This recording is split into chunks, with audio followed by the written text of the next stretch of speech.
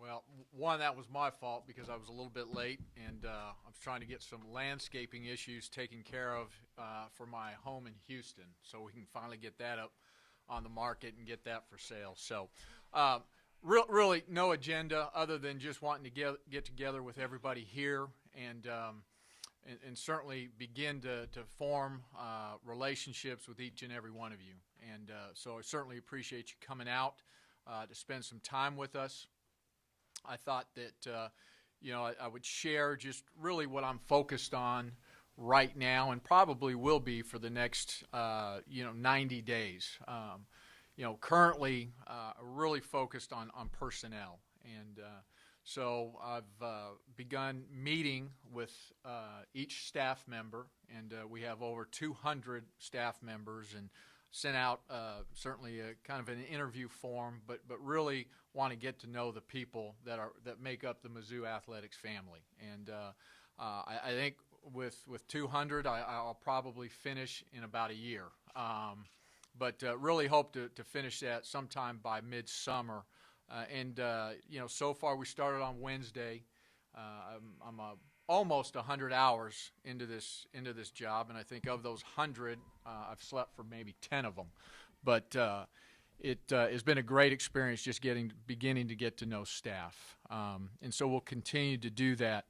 The number 2 position, Doug Gillen's position, and Doug did such a great job in that position, and so have other previous folks, and so that's a really key hire for us.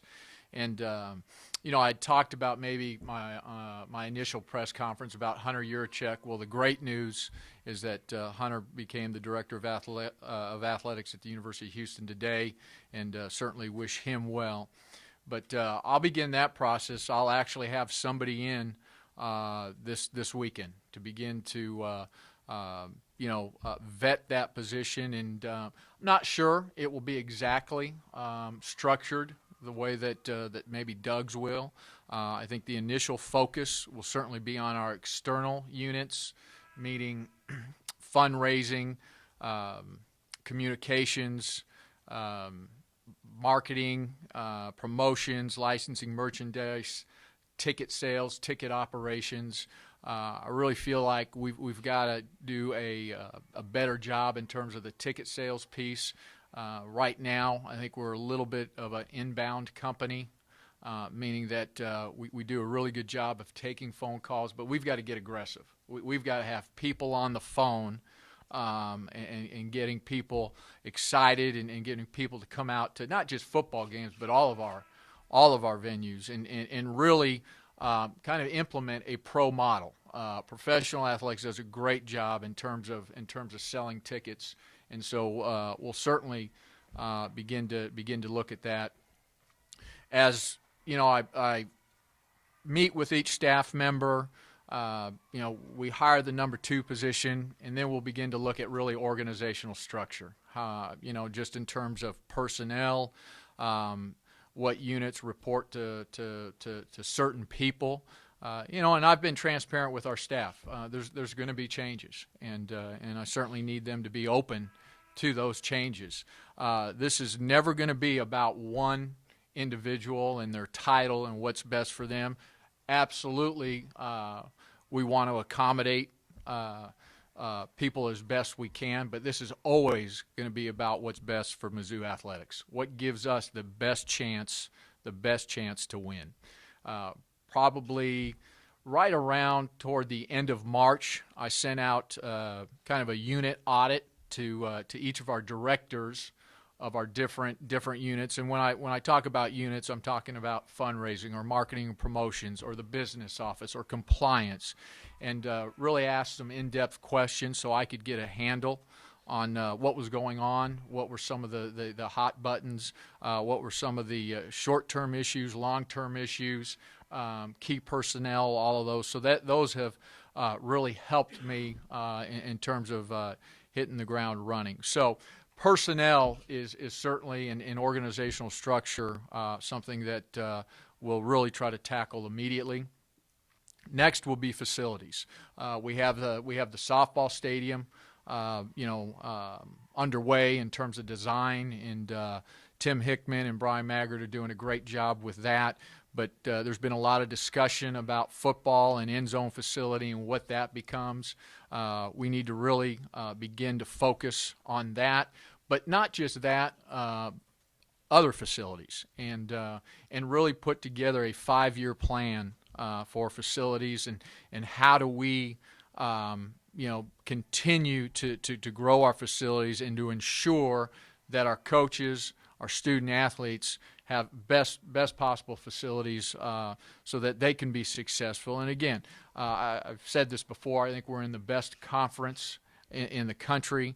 The competition is at an extremely high level, and we've got to continue to make sure that we give our student athletes and coaches the best chance to do that. So those will certainly be two of the personnel, and again the facilities piece, and then finally I break it down into relationships. Really have to begin to develop really fruitful and positive relationships, and certainly here on campus with other vice presidents, deans, etc. Those are really important to me. You don't build and have a successful athletics program by yourself. We need the help of a lot of people, and it starts with those folks on campus, but beginning to engage them and get to know them, and make sure that they understand our vision, and that we're completely in line in terms of the university's mission. So that will be important. Tim Stedman has done a great job of beginning to set up appointments with our top 25 donors, and so those have begun to take place, and it goes way beyond just our top 25 donors. I mean, those people are really, obviously, really special to us, but so is everybody.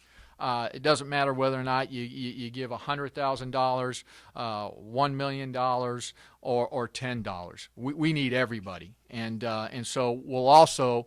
And I'll also try to expand that and get out into the different communities. We had an unbelievable event. I think it was Tuesday night, was it not? In Sedalia, home of Kim Anderson, and did that at the country club there. It was packed. People were excited. And that was a great first caravan for me to attend, and certainly really enjoyed that. But we'll do a lot more of those, and really getting out to the state of Missouri. And then finally, it's just the day-to-day operations that I'm still probably not, candidly 100% engaged in. Just trying to do some of these other things, but I've got a great team that I work with every day, and they're certainly managing a lot of the day-to-day. So I'll open it up for questions. If you would, please just identify yourself and your outlet, again, to help Mack with the learning curve. Mack, Gabe DeArmond with PowerMizzou.com. Can you take us through the last, 6 weeks, and how you split kind of what you've done at Houston? And I know you've met with a lot of coaches and what you've been doing up here. Well, it's been a lot of Red Bull, and really, I was still the vice president for athletics at the University of Houston, and so really I tried to focus, most of my time from 8 to 5, which I probably cheated Houston out on some hours, but really tried to focus my time there and making sure that we closed up shop the right way. There were certainly some specific items that I wanted to complete before I left, but then really after hours, beginning to work on Mizzou athletics items, whether it was returning emails, whether it was reviewing audit reports, candidly, whether it was reviewing the term sheet for Coach Pinkel's contract. So I was involved in a lot of different items. Certainly would have conversations with a variety of staff members here. So I was fairly engaged, and it was probably again a feeling I didn't really like much because I didn't feel like I could be completely 100% focused on Mizzou athletics. So it's great to be here, and I'm ready to get going and ready to get rolling and get this thing charged up and start doing some things. Mack, how much? Sorry, Todd Palmer. Todd, how are you? Good. How are you? How much were you in the loop on like the Pinkel contract extension and things like that? And we're obviously happy for Hunter to get that job, but were you kind of hoping that there might be an opportunity to bring him here too? Yeah, I had a moment there where I wasn't really happy, and I kind of lost perspective, and supposed to be happy for a dear friend, and I wasn't, but then quickly said, you know what, things happen for a reason, and that's an attractive position. We're going to hire somebody there that is very, very good, and so I'm not worried about that. Maybe take us a little bit more time now, but I think certainly the individual that we'll begin to meet with this weekend, I think is of high character, great quality. So we'll do that, and then I think the second part of your question was Coach Pinkel's contract. First, I want to say thank you to President Wolf and Chancellor Lofton and Mike Alden. They did a great job, and that negotiation in terms of the terms. I guess the elements of the contract happened before or were happening right as I was introduced as the director of athletics. So I had nothing to do in terms of what the actual terms, but absolutely in the loop in terms of what they were, was asked, how I felt about them, whether or not I supported them, and Mike did a great job of sharing that with me, and as we moved forward through that process. Mark Seelig from the Columbia, Missouri. How you doing? Good. How are you? Good. After the whole catching up process, I'm sure that's going to take some time to get acclimated here. How does your daily calendar kind of change from what you were doing at Houston? Is this a more demanding job that's going to demand more out of you? I don't know that it's more demanding. I like to work. I don't like idle time. I didn't have idle time at Houston. I'm certainly not going to have idle time here at the University of Missouri. There's going to need to be a balance, and I can't answer that yet in terms of how much time do I spend in the office in terms of getting the team organized in a fashion that I think makes us or gives us the best chance to be successful versus being out and developing relationships and raising money and doing all of those things. And I'm a very detailed person. I like to know what's going on. I certainly don't think I'm a micromanager. I think the people that have worked for me will tell you that I'm not. And if I have to be, then that's probably not good news for that person. So we'll try to find that right balance as I move forward. But there'll be a lot of both, just internal and external. Chris Gervino. Chris, how are you? UTV, doing well, sir. Thanks. Good. Quick question, and then obviously we know your resume, been at UTEP and then AD at Akron and Houston, but talk about yourself for just a minute, as humble as you might be. What exactly does Mack Rhoades bring to Mizzou athletics, specifically you as opposed to others? Well, I don't know in terms of as opposed to others, because I'm never going to compare myself to somebody else. But well, I think I don't know if it separates me. I can talk about maybe some of the qualities which I'm not very comfortable doing, but I do think high energy. We talk about patience. I have patience for some things. I'm not patient for others. But integrity, I think one of my strengths is developing relationships. Genuinely, I enjoy people. I think the X's and O's of an athletic department and how it should be structured. I really believe in you have your external units, you have your internal units, you have your student athlete well-being units. Okay, I think the love for our student athletes is a strength of mine. I will tell you, maybe the only thing The one thing that I really haven't enjoyed so far to date is that, I'm in this beautiful arena, great office, gorgeous, but our student athletes aren't around, and so I'm going to have to, be intentional, and at some point in time, sneak in a satellite office over at the MATC so I can see our student athletes. That's really really important to me.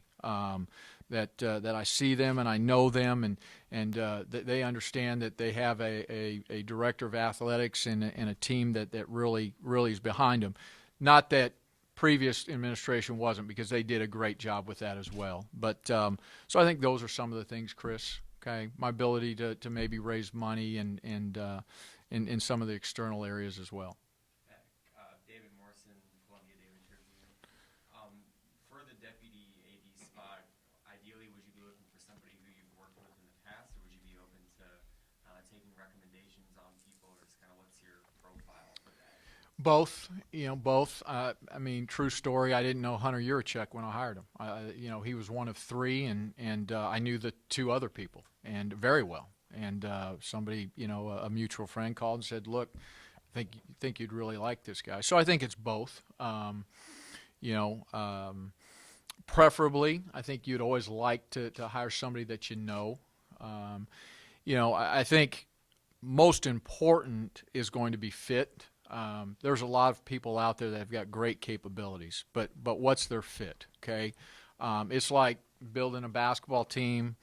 You have to have great chemistry, and we have to have great chemistry amongst our staff, and so that will really really be important moving forward. So. And I certainly like the first person. And hey, if I like, and to be candid again, if I really really like this first person, I may not go further than that. We'll see. So some of it is certainly a gut feel as well.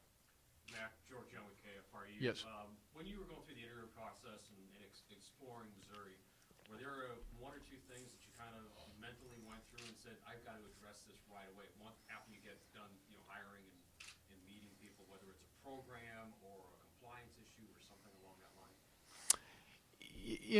I don't know that there was any really particularly one thing. I mean, look, I've watched Missouri in terms of sports programs. I knew that men's basketball didn't have a good year. Okay, I also knew that Kim Anderson is a heck of a person and a heck of a basketball coach. So thoughts begin to formulate. All right, how do I go in there and help Kim? Not that he needs my help, but how can I go in there and be supportive, because he's extremely capable. But how do we make sure that that what he inherited, we can take that up to a level that certainly Kim expects, I expect, and our fans expect. So that was maybe one, and I think maybe the facility piece too, because there was some talk about end zone facility and just getting a better handle on that. So those would probably be the two. Hey, Mack, Marcus Wilkins, Mizzou Alumni Magazine. Thank you for the article. Oh, you're welcome. Appreciate that. Thank you. How much studying up have you done on the history of athletics here at Mizzou and the legacy of this athletic program? Probably some, not as much as what I need to do. Bob Stoll's holding up the fifth down. 10 times now. But certainly I have. Going into the interview process, you try to learn as much as you can about everything, or at least I do. And it wasn't just limited to the athletics program. It was certainly about the university itself. It was about Dr. Lofton. Who he was as a leader and a chancellor, and just the academic reputation of this institution, and what a great institution in terms of its research and being a land grant university for the state of Missouri, and so all of those things I read up on, and as time comes too, I'll become more familiar with them. I've mentioned this before. When I get up in front of and talk to people, I don't want to just talk about athletics. That's certainly important, but that's just a very small piece of this university. And this is an unbelievable university, and everybody here should be really really proud of it. and proud to wear the logo on their chest. Cool. Connor Handel here. Yes. KCOU Radio. You mentioned increasing attendance for athletic events. Obviously, the basketball program struggled last year, and so did the student attendance. How do you plan on attacking increasing that attendance in students? Win games. I mean, that's part of it. You've got to win, and people, that's just human nature. People want to be associated with a winning program. They do. I mean, it's want to be associated with the next best thing or next great thing, and so we've got to win games, and that will happen. Okay, but we also have to get out and engage students and make it fun for them to come, get out to do the different student organizations, develop those relationships. Who are the key people? Work with Student Government Association, and we'll work hard at doing that in terms of getting out and getting to know them and getting them engaged. Again, we cannot wait for people to come to us. We've got to get out to people, and we'll work. Won't say that we'll be perfect at it, but I promise you this: we'll work really, really hard at it. A couple weeks ago. Also with the ABC 17 Sports, when we last talked to Mack Rhoades, he said he'd been in communication with you these last few weeks or so. In your conversations with him, what have you kind of taken away? What was kind of the big takeaway from your chats with Mack Rhoades as he leaves? That I have big shoes to fill?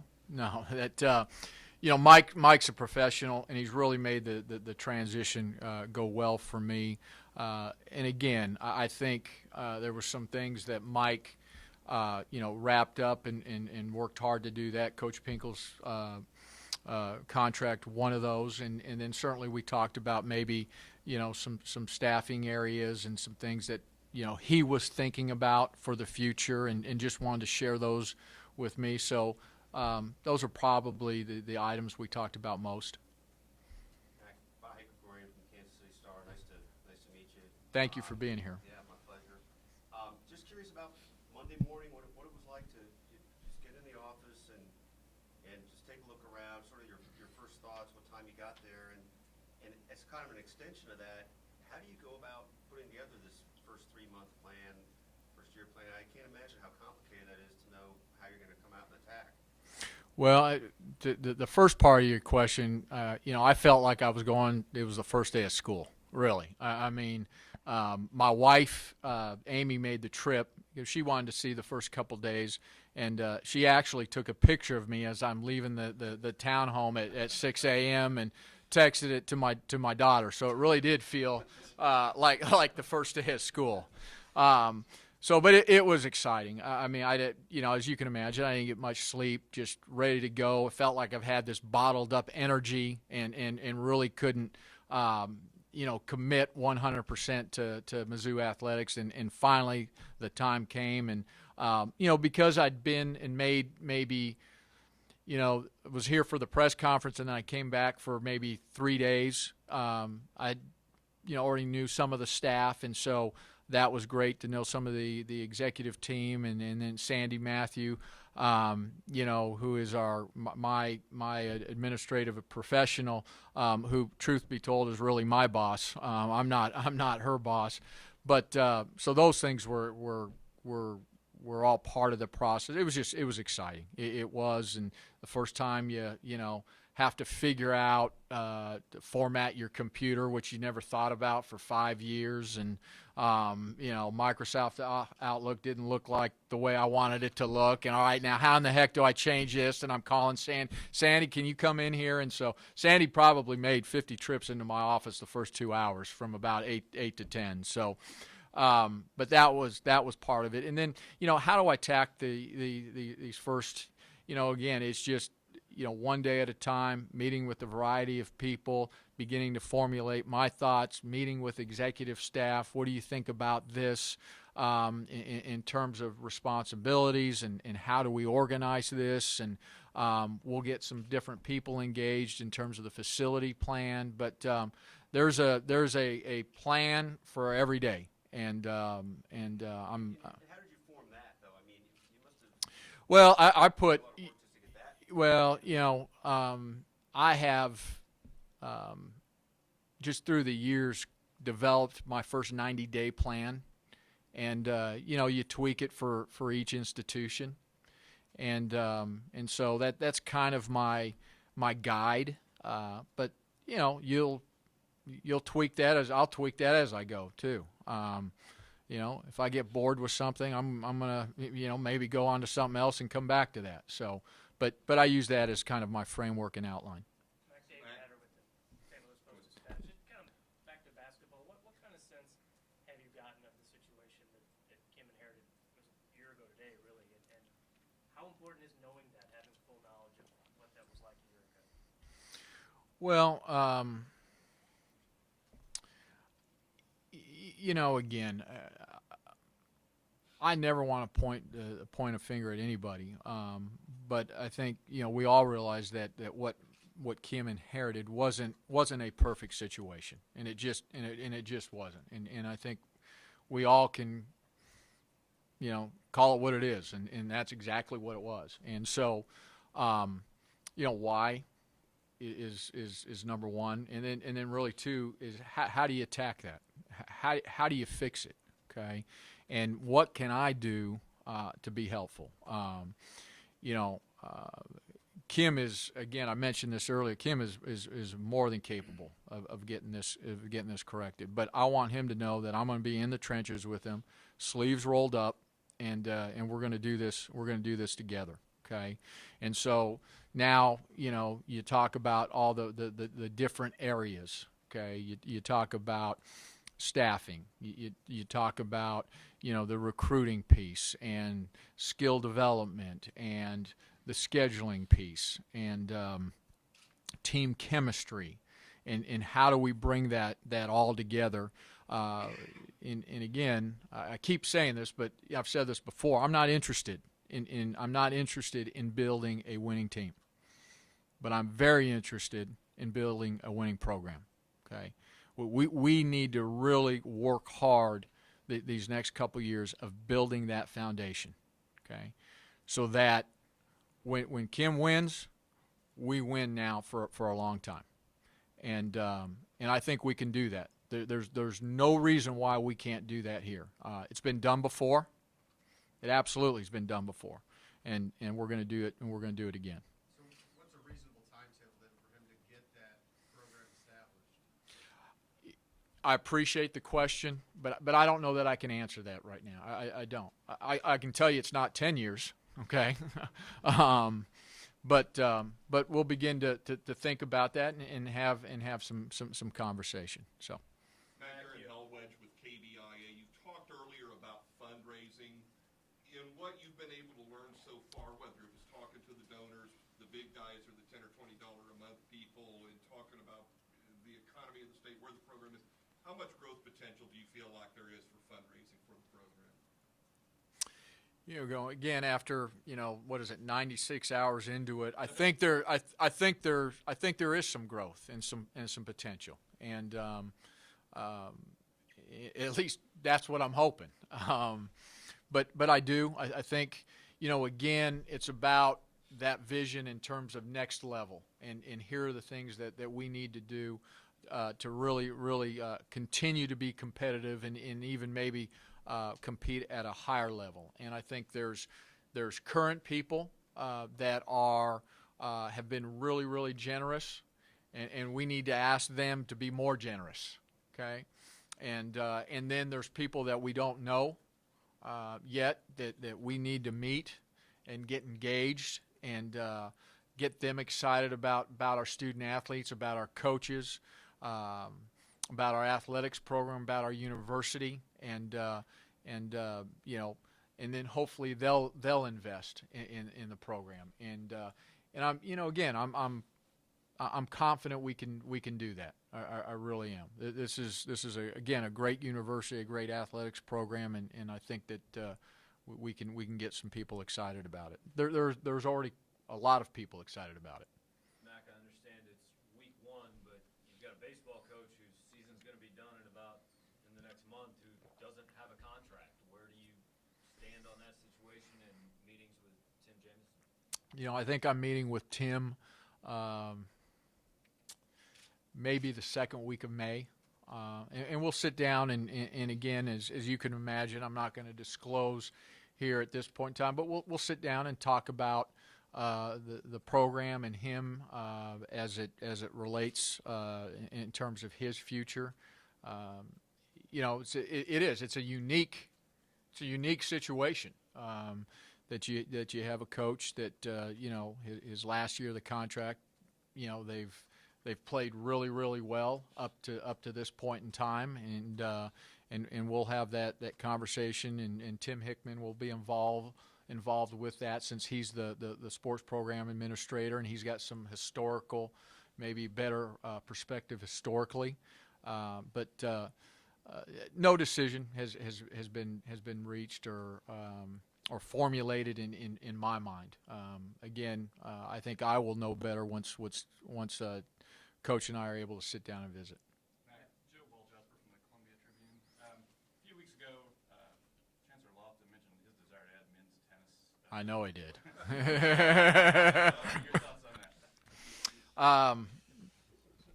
Well, let me first say that I love men's tennis, okay, but it's probably not a priority of mine yet, okay, and Dr. Lofton and I have since had that conversation. We have 20 sports programs right now, excuse me, and I want to make sure that we are taking care of those 20 sports programs, first and foremost, that every one of those student athletes, every one of those coaches, okay, assistant coaches, has a real opportunity to win and be successful, okay. Once I feel comfortable with that, okay, then we'll start to think about, do we add any other sports, okay. We're never going to add a sport just to add a sport, okay. If we add a sport, it's so that we can compete right away. University of Houston, we added women's golf. First year, and they may be going to the NCAA regional. So if we're going to add, it's going to be so that it's been well thought out. We have infrastructure, facilities, budget, coach, all of that in place so that we can be successful right off the bat.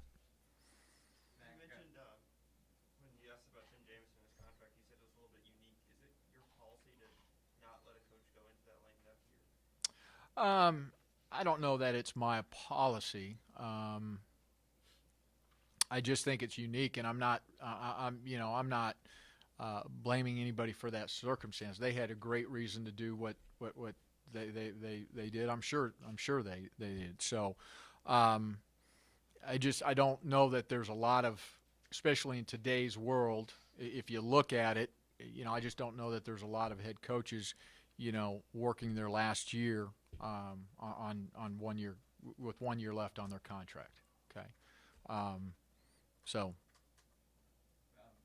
Back to the South End Zone facility, is there an ideal time frame you'd like that, or what stage is it in right now, and is there a time frame you and Coach Pinkel talk about getting it done? I would say it's in discussion stage, okay, and I talked to Coach Pinkel. We met this morning, and that was just a small portion of our conversation. So I think what we have to grasp is how does that impact our total facilities, okay? And so now you move football out of the MATC, okay, and now they truly become separated, okay? How is we moving forward, how can we make sure that we still have engagement between football student athletes and the rest of our student athlete population? That's really important to me. That's part of the overall student athlete experience. And I bet you if you talked to our football players, they would tell you that was really cool to be able to know our tennis players or our soccer players or our softball players. And there are certainly ways that you can still do that. But really it's much broader than just the end zone facility. It really impacts our whole operation and how do we tackle that. So we'll begin really doing some historical research just on some other end zone facilities, what they've done, talking to some other schools. I anticipate that we're going to take probably the next month to do that and then lay everything out on the table, get everybody around and say, okay, what's the direction, at least the first direction that we need to proceed. Brandon Kiley with KTGR. On that South End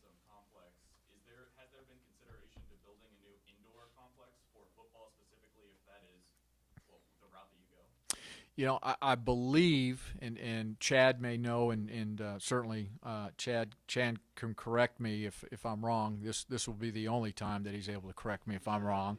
But I think that's kind of where it started, was talking about indoor, facility, and can we do something with an indoor and accommodate kind of the facility needs for football. And then I think it, somehow moved into an end zone facility. And so there's a lot of consideration when you're talking about an end zone facility. Okay, is there an opportunity for some premium seating that can generate revenue?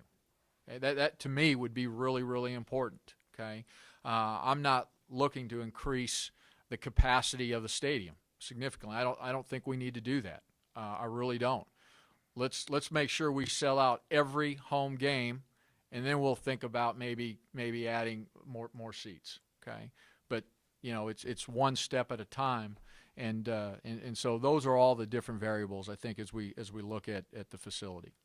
Mac, Brandon Foster, Jefferson City News Tribune, sorry. Just you talked about getting the local community more excited about Mizzou athletics. Do you sort of have a vision for what you'd like Mizzou athletics identity to be on more of a national scale, and what steps do you take? Well, I think if you get outside of out of the state of Missouri, I think Mizzou athletics has a great reputation in terms of its brand, and I think the SEC has helped that tremendously. I really, really do. So we've got to continue, I think, to capitalize on that, and there's no better way to do that in terms of your football program being successful, men's and women's basketball being successful, your other sports programs being successful. So we'll continue to do that. And then, here within the Columbia community and within the state of Missouri, just making sure we reach out to people. And, do we look at a variety of, do we change any price points with our tickets? TV is your best friend, but it also impacts, I guess, your attendance. And so how do we make sure that people really want to come to the stadium, or they really want to come to a women's basketball game and have a great experience, that experience outweighs staying at home and watching it on TV? Matt, kind of big picture here, but Mike touched on this a couple weeks ago, that expressed some concern over kind of the escalating salaries you see in college sports, especially with football coaches. Do you see a tipping point? Do you see concerns, or is it just purely market driven at this point? I think I would certainly echo Mike's concerns. In my mind, I'm sitting here, I'm thinking there has to be an end game. I mean, can we really sustain this model? And, I think the NCAA and our enterprise has been under attack, particularly the last year. And that's really unfortunate, in my opinion, because we as an industry are not doing a good enough job telling our story. Because for every maybe student athlete that says, look, I didn't get enough to eat, or I don't have any spending money, there's a bunch of student athletes that have had an unbelievable experience. And student athletes, young people that would have no opportunity to go to college, and they've been given this great opportunity, and they've graduated, and they've changed kind of their family and the direction of their family, and so that's something that we really have to do a better job in terms of getting our story out, and just even here with Mizzou athletics, we've got some unbelievable stories in student athletes.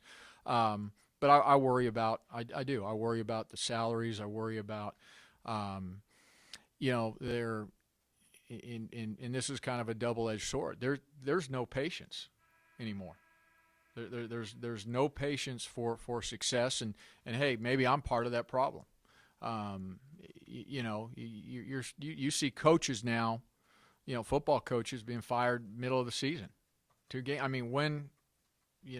That certainly is different. And so, I have great patience, if I really believe we've got the right person and they're doing it the right way.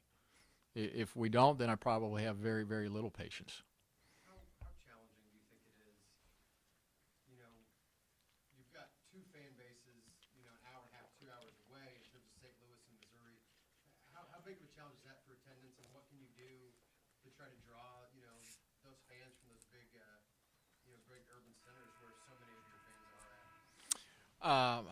I don't know. I don't look at it as a challenge. I look at it as a great opportunity. I really do. A lot of places just have one. Guess what? We have two. Okay, and so now we've got to do a great job of getting into the Kansas City community and St. Louis community, and we need to figure out how we do that. Do we? And again, don't hold me to this, but do we set up some type of satellite office in Kansas City in terms of reaching out there and making sure that we're really engaged? Do we do the same in St. Louis in terms of just, again, having a presence and selling tickets and all of those things? So we've got to think outside the box. We really do. But I think it's a great opportunity that you have two great cities like that we can draw from. Is it a priority to revive the rivalry with Kansas? Great question. We would certainly like to play them again. I think, I think the people that really are impacted by it most are student athletes, our coaches, and our fans. I mean, they're the biggest losers in all of this. And and I've had one discussion already with Shan. He is a great person, great director of athletics. But it's a lot more complicated than just saying we want to play again. They've gone on and have done their scheduling. We certainly have done the same. If we can ever play again, I don't know that it can be in the immediate future because of at least current obligations, but certainly down the road, I would love to play again. Absolutely. Game, we've got about 10 minutes left, just so you know. Oh, you're awesome. Thank you. It was really meant for you. All right. Your contract, is it finalized yet and just not been released, or are you still working under a term sheet, or what's the status of that? It is not finalized. There's, again, no issues whatsoever. It's a work in progress. The ball is in my court. Okay, so I need to respond back, and just life's been a little crazy the last 2 or 3 weeks, and for whatever reason, it hasn't been maybe at the top of the priority list for me. It's probably been down at the bottom of the list, and that's just because I want to hit the ground running here, and that will take care of itself. So. Mack, when you say that about Shan, was it to a specific sport? No, just in general. Yeah, just in general. Any more? You've got the SEC meetings coming up next month, and I guess how do you anticipate your role is going to be there? Are you just kind of sit back and watch? Are you going to kind of try to get into it with the other ADs? And I don't mean get into it like fight. Get into it like hit the ground running. I'm going to bring some boxing gloves. No. I'm not one just to speak. So, I'll attend the meetings, and I certainly look forward to that. Look forward to see Commissioner Slive and then certainly Commissioner DeB Sankey, but the rest of the athletic directors, and we'll do a lot of listening and certainly learning. But certainly, if I have something to say, I will. I'm not bashful, but I won't just speak just to speak. A few years ago, they unveiled the $200 million facility master plan thing. How much are you following that, or is how much levy adjusted based on what you think is more important? I think it's there in the background, and certainly as an awareness, and I think some of those pieces will be incorporated, but things change, as you know that, and we'll really focus on now, present, and what we think we need to do over the next 5 years. And Yeah, yeah, absolutely, absolutely. So, but we may have, at the end of the day, we might have three things at the top of the list. I mean, I don't know yet. So, but we do need to enhance our facility. We've got great facilities, but there's certainly some areas that I think we can enhance. Back to baseball real quick. Mike Alden was saying that when Mizzou made the move to the SEC, the biggest adjustment across the board, you know, if you look at all the programs, was going to be in baseball as Mizzou's trying to adjust to their new conference. What do you think the program has to do? What are some of those things that Mizzou has to do to kind of reach that level where they're on par with other SEC programs? Well, it's probably the best baseball conference. I mean, that jump. I agree 100% with Mike, and that was a tough jump for Tim and for the program. I think you look at just facility alone in terms of baseball in the SEC. I mean, some of those ballparks look like AAA ballparks. And I think that's certainly one area that we would have to address, our facility. I've got to look at, I haven't been here long enough to really look at operational budget. How do we stand in terms of recruiting dollars, how we travel versus other teams, what we're paying our assistant coaches. Those are all part of the formula that I'll need to take a look at and really sit down with Coach. And again, candidly, getting a better feel for the roster. Are we a young team, or are we, we're an older team? My sense is we're a pretty young team, and he's done a really good job, recruiting. And so, how does that impact future, et cetera? So, I'm not there yet, but I'll get there in terms of all the information. Michael Mandel, Yep. Columbia, Missouri. At Mike Alden's sort of exit interview of sorts, he mentioned possible disillusionment with the way the current AD position is going, and some changes in it. How do you see the way things are going between interactions with other ADs and the modern college sports, and how do you see that affecting what you're going to do here? Well, one, I'm going to tell you that I love it because I can't do anything else. So this is my job, and hopefully will be my trade for for however long when I decide to quit working. It certainly has changed. I haven't been in the business as long as Mike, but I still think there's really good camaraderie amongst athletic directors. There's still people that, even though it's so highly competitive, that you can call and you can talk to and exchange ideas, and so I think that's still the very good part of the industry. I think the focus on student athlete well-being, when you think about the autonomous five, that's what drove that. I think that's good. I think that's tremendous and great for our student athletes. So I think that's a really good piece. The money, the pressure to win, those are all the things that have become just really, really tough about the business. And my hope is that we never ever lose focus on the student athlete, on the fact that we're developing young people. And if this industry ever gets to a point where that happens, then I will find something else to do.